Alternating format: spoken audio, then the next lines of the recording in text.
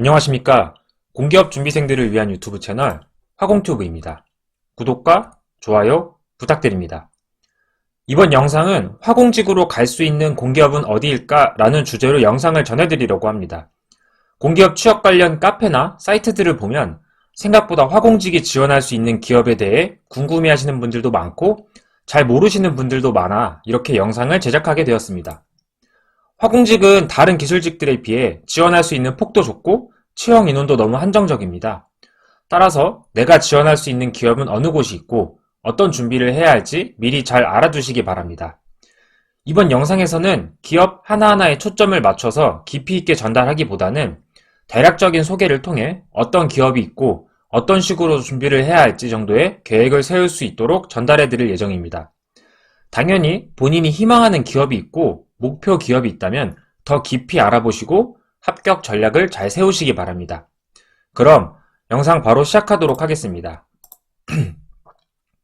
공기업을 준비하기로 마음먹었으니 우리나라 공공기관은 어느 정도 규모가 있는지 간단히 살펴보면 공공기관은 2020년 기준 340개 정도로 지정됐으며 이를 다시 분류하면 공기업은 36개, 준정부기관은 95개, 기타 공공기관은 209개로 나뉩니다.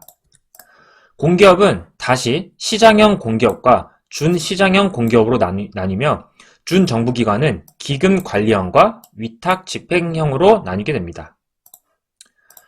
다음에 보시는 항목들이 공기업, 준정부기관, 그리고 기타 공공기관의 목록들입니다.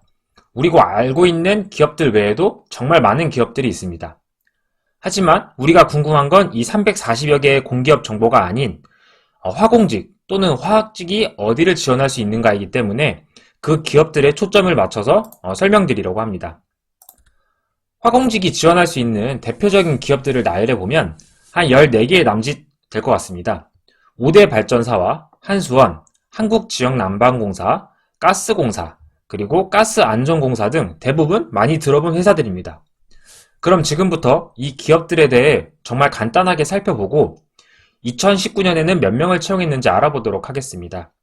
여러 기업을 다루다 보니 깊이 있는 내용보다 간단하고 중요한 내용들만 말씀드릴 예정이니 보시고 궁금하신 기업에 대해서는 각자가 조금만 더 관심을 기울여서 알아보시기 바랍니다. 먼저 5대 발전사입니다. 첫 번째로는 동서발전입니다. 동서발전의 경우 사업소의 위치는 일산, 당진, 호남, 동해, 울산에 있습니다. 작년 채용 규모를 살펴보면 2019년 하반기 1차에 4명, 하반기 2차에 3명을 채용했습니다. 응시 자격으로는 어학점수 제한이 없고 기사 자격 제한 또한 없습니다. 전형 방법은 서류는 적부로 진행하며 1차 필기에서 NCS, 전공, 한국사, 인성검사를 모두 치른 뒤 2차 면접에서 직무 PT와 인성 면접을 통해 합격을 판단합니다. 전공 범위는 채용 공고 기준으로 일반화학, 화학공학, 대기환경, 수질환경 등 기사 과목에서 출제됩니다. 제 경험상 특징으로는 2018년도 하반기 시험 당시에는 대기와 수질의 난이도가 굉장히 높았던 걸로 기억하며 화공 전공은 무난했습니다. 또한 2017년 하반기 NCS는 문제 해결에 난이도가 어렵게 나와 한 문제에 5분을 잡아먹고도 못 풀었던 기억이 있습니다. 따라서 넘기는 연습을 잘 하시기 바랍니다. 다음으로는 서부발전입니다. 서부발전의 위치는 서인천, 평택, 태안, 군산에 있습니다. 채용 인원은 2019년 상반기 7명, 그리고 하반기 2명이었습니다. 응시 자격은 동서발전과 마찬가지로 어학점수와 기사 제한이 없으며 전형 방법은 1차 직무지식평가에서 전공과 한국사만 치릅니다. 그리고 이 시험에서 채용 인원 대비 5배수를 선발한 뒤 2차에서 NCS 시험을 치르고 3차에서 인성면접과 직무상황 면접을 보게 됩니다. 전공 범위는 채용 공고에 특별한 명시 없이 지원 분야, 기사 수준이라고만 나옵니다. 제가 2018년 시험을 치렀을 당시에는 환경보다는 화공, 화학 위주의 문제들이 출제됐었습니다. 공기업 관련 카페 후기를 봐도 2019년에도 화공, 화학 위주로 출제된 것 같습니다. 특이한 점으로는 1차에서 NCS를 보지 않고 전공과 한국사만 치르기 때문에 전공에 자신 있는 분들이라면 조금 더 유리한 시험일 것 같습니다. 만약 여러 시험들이 겹쳤다면 본인의 실력에 맞게 판단하시기 바랍니다. 다음으로는 남부발전입니다. 남부발전의 위치는 신인천, 영월, 삼척, 안동, 부산, 하동, 남제주 등이 있습니다. 채용 인원은 2019년 상반기 9명, 그리고 하반기에 9명을 채용했습니다. 응시 자격은 마찬가지로 어학 점수와 기사 제한이 없고 1차 서류에서 30배수를 거릅니다. 그리고 2차 필기에서는 직무 능력, 전공, 한국사, 그리고 영어 시험을 봅니다. 후기를 보면 NCS는 70문제 70분, 그리고 전공, 한국사, 영어는 90문제 90분 시험 시간으로 NCS는 시간이 조금 촉박했다고들 합니다. 전공 범위는 지원 분야의 기사 수준이며 저는 남부발전 시험 경력이 없어 특별히 드릴 수 있는 말씀이 없습니다. 주변 혹은 카페 등에서 후기를 통해 시험에 맞는 준비를 하시기 바랍니다. 다음으로는 남동발전입니다. 위치는 영흥, 분당, 영동, 삼천포, 여수에 사업소가 있습니다. 채용 인원은 2019년 상반기 9명, 그리고 하반기는 보험만 2명 채용했었습니다. 응시 자격은 어학 점수와 기사 제한이 역시나 없습니다. 전형 방법은 1차에서 50배수로 서류를 거릅니다. 그리고 2차 필기에서 NCS, 전공, 한국사를 한 번에 봅니다. 3차 면접은 인성 면접과 토론 면접으로 이루어져 있습니다. 전공 범위는 일반어학, 화학공학, 대기, 수질, 폐기물 환경 등 환경, 화학, 일반에서 출제됩니다. 특징으로는 NCS와 전공의 시간 구분이 없이 진행되기 때문에 전공을 최대한 빠르게 풀고 남는 시간을 NCS에 투자하시기 바랍니다. NCS의 경우는 피셋형과 모듈형의 중간 형태 문제였고 전공으로는 특별히 공업화학이 출제됐던 걸로 기억됩니다. 그래서 남동발전을 시험 보시기 전에는 공업화학 공부를 꼭 하시기 바랍니다. 5대 발전사 마지막은 중부발전입니다. 중부발전은 인천, 서울, 보령, 세종, 신보령, 제주에 위치해 있으며 2019년 상반기 4명, 그리고 하반기 7명을 채용했었습니다. 응시 자격은 역시나 어학 점수와 기사 제한이 없지만 기사에 따라 가점을 부여하기 때문에 상세하게 살펴보시기 바랍니다. 특별히 1차로는 온라인 인성검사를 통해 적부가 결정되며 2차 필기시험에서는 NCS, 전공, 그리고 한국사를 치릅니다. 면접은 1차와 2차로 나눠져 있으며 1차에서는 PT 면접과 토론 면접, 그리고 2차에서는 인성 면접을 치러 최종 합격자를 거르게 됩니다. 전공 범위는 일반화학, 화학공학, 대기환경, 수질환경 등 화학 일반에서 출제됩니다.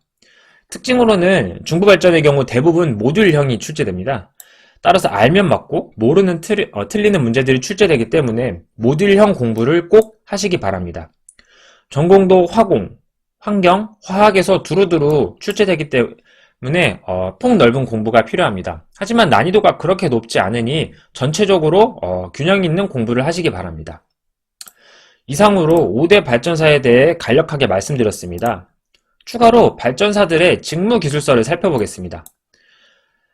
발전소들은 대부분 직무기술서가 비슷하기 때문에 남동발전의 직무기술서를 가져왔습니다. 이 직무기술서는 대부분 기업들이 첨부 파일로 올려놓았을 텐데 자소서를 쓰거나 면접 준비를 할 때 이 직무기술서를 참고하십니다. 저는 필기 준비할 때도 이 직무기술서를 꼭 읽어봤으면 좋겠습니다. 먼저 남동발전의 직무기술서를 살펴보면 채용 분야에서 세 분류를 보면 화학분석, 그리고 화력 발전 설비 운영, 마지막 세 번째는 환경관리입니다. 여기서 조금 더 나아가 요구 능력 및 직무 수행으로 넘어가면 이에 따른 구체적인 업무 및 그에 필요한 능력 단위가 나옵니다. 화학물질을 분석할 경우 화학분석 그리고 그것을 담당하는 업무를 맡게 됩니다. 화력발전 설비 운영은 연료를 사용하여 발전 설비를 진단 및 보존하는 업무를 하고 환경관리는 배출시설 관리 및 방지시설의 유지, 개선이 주 업무입니다. 세부적인 업무 사항으로는 다음과 같은 업무들을 수행하게 됩니다. 그래서 결론은 전공시험에서 일반화학, 그리고 화공, 그리고 환경시험을 보는 이유는 이 업무들을 모두 담당하기 때문에 이 지식들이 필요하다고 생각합니다. 물론 모든 과목을 다 공부할 수 있다면 좋겠지만 사실상 화공직은 전공 범위가 너무 넓기 때문에 환경까지는 커버하기가 너무 힘듭니다. 그래서 제가 추천드리는 수질 환경과 대기 환경의 공부 우선순위는 수질의 경우 수질 오염 방지 기술, 그리고 수질 오염 개론, 상하수도의 순서로 우선순위를 두어서 공부하면 좋다고 생각합니다.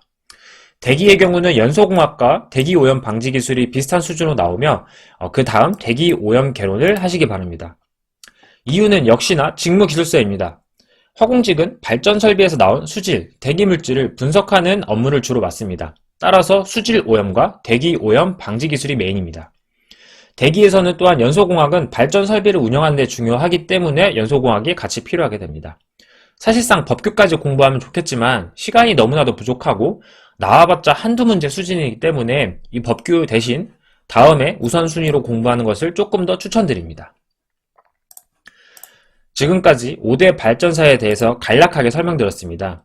추가로 발전 공기업인 한수원 그리고 한국지역난방공사에 대해서도 설명드리겠습니다. 먼저 한수원입니다. 한수원의 위치는 원자력 발전소 기준으로 고리, 신고리, 월성, 신월성, 한빛, 한울 발전소가 있습니다. 채용 인원은 2019년 상반기 6명, 그리고 하반기 7명을 채용했었습니다. 응시 자격은 5대 발전소와는 다르게 토익 점수에 대한 제한이 있습니다. 또는 토스 점수입니다. 하지만 기사 제한은 없습니다. 한수원을 준비하시는 분들은 어학 점수를 미리 만들어 놓으시기 바랍니다. 전형 방법은 1차 필기에서 NCS, 전공, 한국사, 그리고 특별히 회사상식 문제가 나옵니다. 이 한국사와 회사상식 문제는 합쳐서 5문제 정도밖에 안 되니 그렇게 크게 부담은 갖지 않으시길 바랍니다. 2차 면접은 직업기초능력 면접, 그리고 직무수행 능력 면접, 마지막 관찰 면접으로 이루어져 있습니다. 전공 범위는 채용 공고에 지원 분야의 기사 수준이라고 언급되어 있습니다. 2017년 하반기 한수원 실험을 치렀을 당시 전공은 일반화학과 수질이 가장 많이 출제됐었습니다. 그 외에 대기, 화공 문제도 나왔지만 난이도가 그렇게 높지는 않았습니다. 따라서 일반화학과 수질은 문제풀이를 통한 이해가 필요하다고 생각합니다. NCS는 핏셋형의 문제로서 자료 해석 문제도 많고 보기도 굉장히 까다로웠습니다. 그리고 90분 동안 90문제를 풀어야 하기 때문에 시간 관리가 굉장히 어렵습니다. 평소에 연습을 통해 시간 관리하는 연습을 꼭 하시기 바랍니다. 한국사, 회사상식, 전공 NCS를 90분 동안 같이 풀기 때문에 한국사와 회사상식, 전공을 최대한 빨리 풀고 남는 시간은 NCS에 시간을 투자하시기 바랍니다. 그리고 모르는 문제는 최대한 빠르게 넘기는 연습을 꼭 하시기 바랍니다. 다음은 한수원의 직무기술서인데 보시면 알겠지만 발전사와는 다르게 환경관리 업무가 아닌 수질 오염 분석입니다. 그렇기 때문에 대기보다는 수질 부분에서 다수의 문제가 출제되는 거라고 생각합니다. 다음으로는 한국지역난방공사입니다. 위치는 분당에 본사가 있으며 전국 19개의 지사를 두고 있습니다. 채용 인원은 19년 상반기 수도권 2명, 그리고 비수도권 2명을 채용했었습니다. 응시 자격으로는 어학점수 제한이 없으며 직렬별 필수 자격증을 1개 이상 소지하고 있어야 합니다. 전형 방법은 1차 필기에서 NCS, 전공, 한국사를 시험 보며 2차 면접은 인성면접과 인바스켓 면접으로 이루어져 있습니다. 전공 범위는 화공양론, 단위조작, 화공연력학, 유체역학, 연소공학, 폐수처리공학, 그리고 대기오염 방지 기술 등이 있습니다. 특징으로는 NCS 시험이 피셋과 모듈형의 혼합된 형태였고 직무 상황을 연계로 한 문제가 출제됐었습니다. NCS와 전공은 모두 평이한 수준이며 후기를 봤을 때는 NCS를 풀고 시간이 남았다는 사람들도 있었습니다. 저는 시간에 딱 맞게 풀었던 것 같습니다. 특이점으로는 다른 기업과 다르게 인바스켓 면접이 있습니다. 인바스켓 면접이란 실제 업무 과제를 바탕으로 주어진 시간 내에 보고서를 작성하여 제출하고 면접위원과 질의응답을 하는 면접입니다. 일반적인 면접이 아니기 때문에 준비하는 게 쉽지는 않습니다. 한국지역난방공사 직무기술서를 보면 다른 발전 공기업보다 조금 더 디테일하게 나누어져 있습니다. 그래서 전공 시험 범위도 수질, 대기가 아닌 폐수처리공학, 대기오염물질 방지기술과 같이 디테일하게 알려준 것 같습니다. 직무 수행 내용 또한 디테일하게 다루어져 있습니다. 어느 과목에 집중해야 할지를 잘 판단하는 게 중요할 것 같습니다. 이상으로 화공직이 지원할 수 있는 기업 1편 영상을 전해드렸습니다. 1편은 발전 공기업 위주로 말씀드렸습니다. 여러 기업을 말씀드리다 보니 간략하게 설명을 하게 됐는데 목표로 하고자 하는 기업이 있다면 조금 더 검색하고 알아보셔서 기업에 맞는 공부 전략을 세우시기 바랍니다. 아는 만큼 보이고 찾는 만큼 공부하는 법을 알게 될 겁니다. 다음 영상은 화공직이 갈 수 있는 기업 2편 영상으로 찾아오도록 하겠습니다. 도움이 되셨다면 구독과 좋아요 부탁드립니다. 감사합니다.